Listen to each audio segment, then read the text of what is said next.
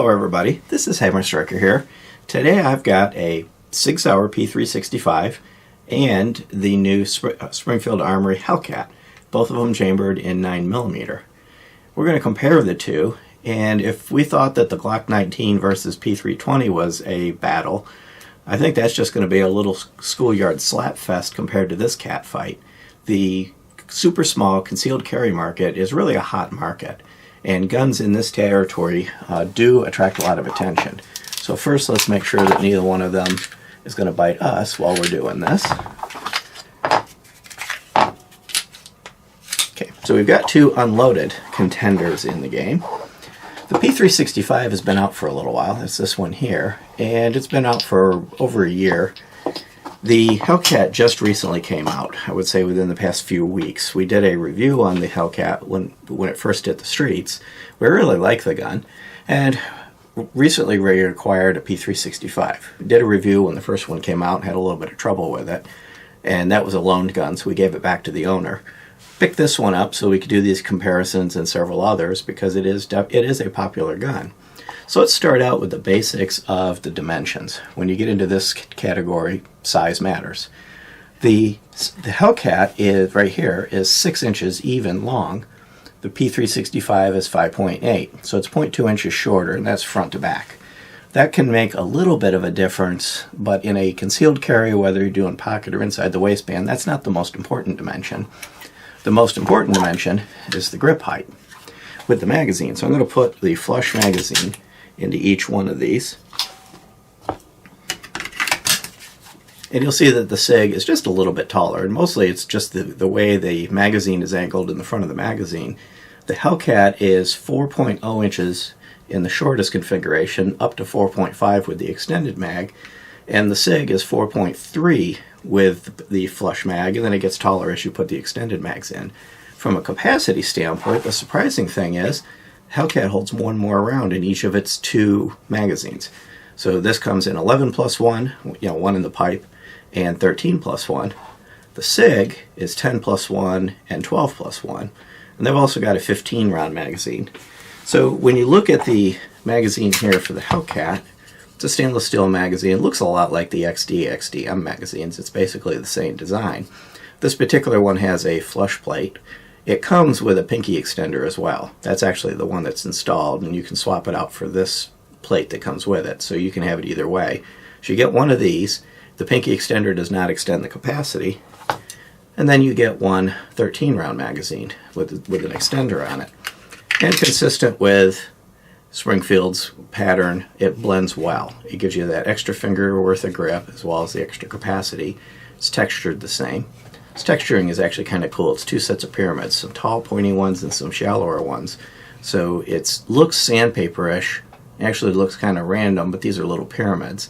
And it gives you a good grip without being scratchy. If I go back over to the P365 and put its extended magazines in, it comes with a pinky extender magazine. And then it also comes with, and that doesn't add any capacity, here's your 12 round magazine. And it does blend well. So they did a good job there of blending it. It blends well.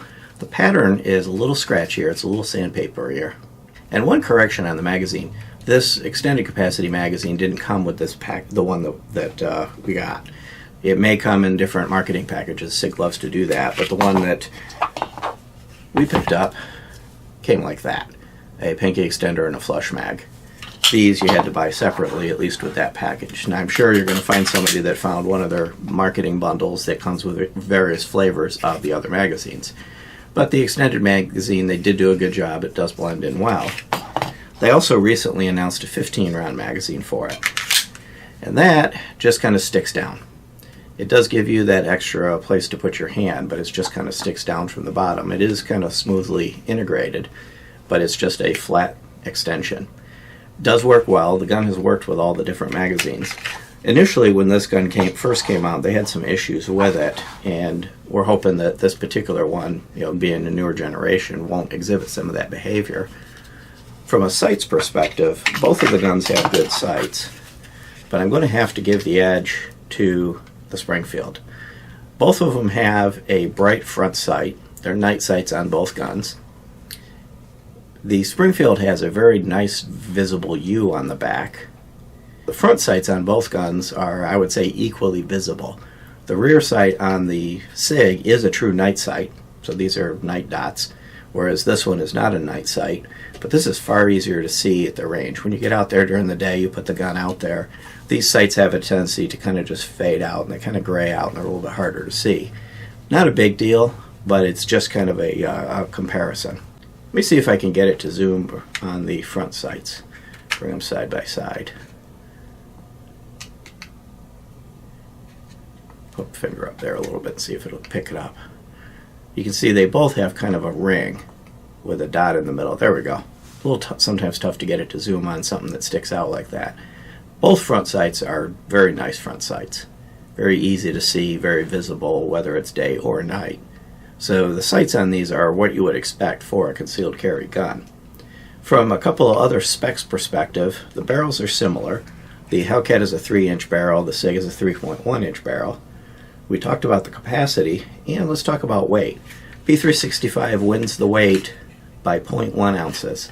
The Hellcat weighs 0.1 ounces more at 17.8. The P365 is 17. I had it backwards. Hellcat 17.9. P365 is 17.8. But go figure that you're sticking an extra round in the Hellcat, so overall, without that extra round, equal to equal, they'd be about the same weight. And those are the manufacturer's website numbers. Sometimes they're not right. We happen to have a scale here, so let's see for sure. So we've got a P365. Bring the scale into the frame here.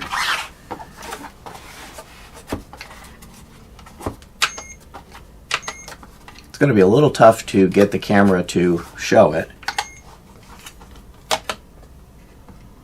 16.3, let's put the flush magazine on the scale.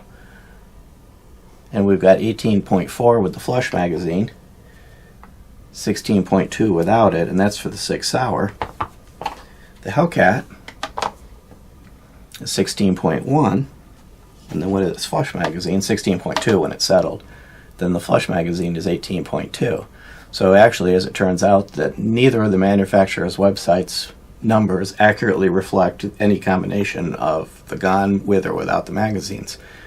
In the end result, that 0.1, 0.2 difference that you may see isn't going to be significant to the overall choice of which one you might pick over the other. But it is interesting that when you look at the manufacturer's website numbers versus the reality, the actual thing in your hand, they don't always quite line up. Both of these guns are designed for concealed carry. Both of them are very thin. The SIG they're both 1.0 inches. And both of these, I think, are going to be part of a series of guns. Now, the Hellcat's new. They talk about the Hellcat series. They haven't really announced anything besides just this version of it. When you look at the P365, there's already two versions of this. There's the SAS version, which has, actually AS version, which has the flush sights. And then there's this one, and then there's the XL version that has a little bit longer grip and a little longer slide. So SIG is already expanding the line of this. I would not be surprised to see them do that with the Hellcat. There is one other variation of the Hellcat. It's an optics ready. So there's a plate you can remove, put an optic on it. Kind of defeats the purpose of a super small gun like this, but that is an available option. And surprisingly, it's not that much more expensive. It's only about a $30 upcharge MSRP, $20-ish probably on the retail market. And that's from a price perspective. The Hellcat has a $569 MSRP for this version, $599 for the optics ready. P365 is $599 MSRP, but both of them can be had in, the Hellcat you can get for around $529 for the non-optic ready version, and the P365 you can get for about $549 for the version you see right here. And that's going to vary depending on time, when you purchase it and how new they are. They are probably, as you see this video and as it gets a little bit further down the line, I wouldn't be surprised to be able to get both of these in the 500 and under territory as they become more available and more popular. Let's talk about the actual use of either one of them, basically range day and living with it. What I find with the P365 is it is comfortable to hold. I'll put a flush magazine in it just so that I'm not wrapping my finger up into the mag well. It is comfortable to hold. With the flush mag, I get about 2.5 finger-ish grip on it. It's undercut nicely, but it doesn't fit in the hand quite as well as the contours of the Hellcat. Now, let me put a flush magazine in Hellcat. Hellcat just seems to fit a little bit better, even though it's shorter.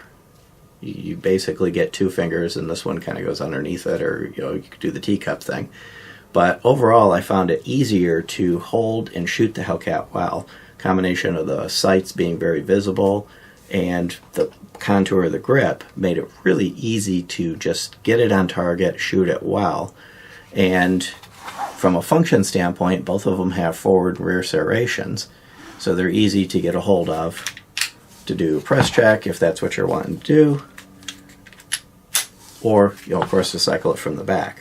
One interesting thing is that the Hellcat's slide serrations have serrations. So you've got basically an inner and an outer cut right here. I don't think that makes a huge difference. It is going to give a little bit more for your finger to catch and dig into. It's just kind of unique looking. It kind of gives the gun a little bit of style. Now, while we're talking about the front end of them, one thing that does kind of make a difference is the rail. The Hellcat is a Picatinny style rail, single slot like a Glock. The SIG it's basically the SIG rail, so only SIG accessories or accessories made for the SIG rail will work. On the Hellcat, you've got that standard Picatinny style rail, and the single slot's not a big deal on any of the guns. Glock's done it for so long, the aftermarket has dealt with it.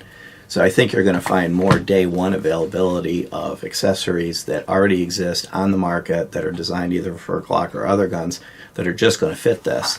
And on this one, there will be some SIG accessories, lights and lasers, but you may have to wait for some things to come out to fit this rail. Let's take a look at the trigger for a second. I happen to have the P365 in my hand. I've got the magazine to make it easier to cycle it. It has a P320 style trigger, so it's kind of a stamped steel curved trigger. It's comfortable to hold, a little bit of take up, kind of a stiff, slightly creepy break, and then it sharply ends. So right after the break, it ends. So very little over travel. Very tactile, audible reset, and you're right on the wall and you break again. So overall, it does have a nice trigger. It does lack the split trigger or hinge trigger or any other sort of inertial pull prevention. That is a problem they had on the P320s, but they have since fixed that on the P320, so hopefully they've taken that knowledge of what they learned and integrated it into this gun. The Hellcat, on the other hand, has initially what you might consider a Glock-style trigger, except that it's a flatty trigger. It's got a bit of a curve at the bottom, but overall the trigger face is flat. It does have the little dongle for inertial pull prevention. Pull the magazine out of this one. A little bit of take up, and then you're on the wall. It's a really nice, crisp wall. It breaks. And there's the reset. Now, you don't really feel the reset, but you hear it. And then you're right on the wall, and it breaks. I like the trigger on the Hellcat just a hair better, but I'm not going to say it's night and day. It's not where one trigger is awesome and the other is hideous, and it's really going to come down to opinion. It's really going to actually be what feel you like. Hellcat trigger is a little more like a Glock trigger, and that's what I happen to like. P320 is just a little bit softer, kind of a more vague break on it, but either trigger is going to work well. Both of us found it easier to shoot the Hellcat well. I think probably the sights were one of the biggest attributes that created that. It's just so easy to see these Hellcat sights versus trying to see the SIG sights. And but not so bad that if we had the Hellcat or the P365 that we're not going to be able to be effective. So overall, I kind of like the Hellcat just a bit better, but I'm not going to say the P365 is a bad gun. From a reliability perspective, I think SIG has dealt with some of the initial issues on the P365. The later versions have proven to be reliable. We'll report if this one turns out not to be. The Hellcat has no track record from this gun. It's new. XDs and XDMs have been out for years and they've proven reliable, so I would have every expectation this will be reliable. But the same thing applies. If this turns out to have problems, we'll report them. If it works well, or if both of these work well, we'll periodically update how they're going as we work with them and live with them. Either, I think, would be a good choice. But I would say if I had to just pick one of these, and I think the same would be true of Hammer, we'd pick the Hellcat. Beyond that, if you like our videos, please give us a thumbs up, share, subscribe, click that bell up there if you do. Check us out on Facebook, Gunstreamer, Patreon, Instagram, Twitter, and have a great day. Thank you.